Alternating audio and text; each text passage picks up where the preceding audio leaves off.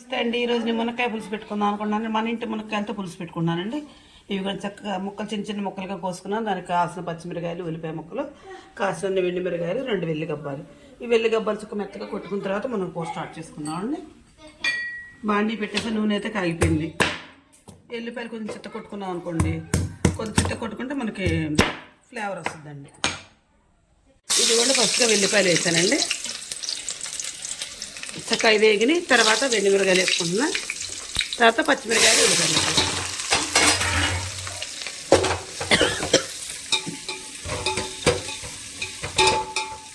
ఇవి కొంచెం వేగిన తర్వాత అప్పుడు మునక్కాయ ముక్కలు వేసుకుందామండి.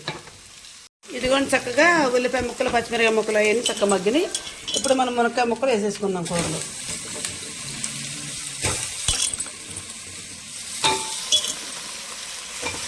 మరిన్ని మునక్కాయ ముక్కలతో పులుసు మనం ఈరోజు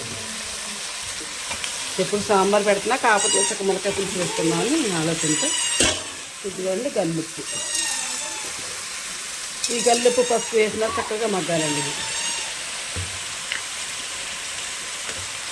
కొంచెం సేపు మగ్గిన తర్వాత అప్పుడు మనం దాంట్లో కారం వేసుకుందాం.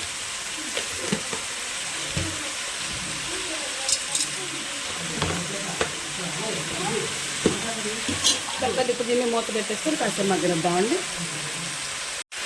ఫస్ట్ ఉప్పు వేసాం కదా, కొద్దిగా కారం కూడా వేసుకుంటాం వెంటనే. ఈ ముక్కలో పట్టింది అనుకోండి చక్కగా పులుసులో పైకి తేలదు. పులుసు వేసుకునేటప్పుడు కారం వేసాం అనుకోండి, చుట్టూతో కారం ఉడికి చుట్టూతో వస్తుందండి. అక్కడ దీన్ని మగ్గాక మనం చింతపండు పులుసు వేద్దాం.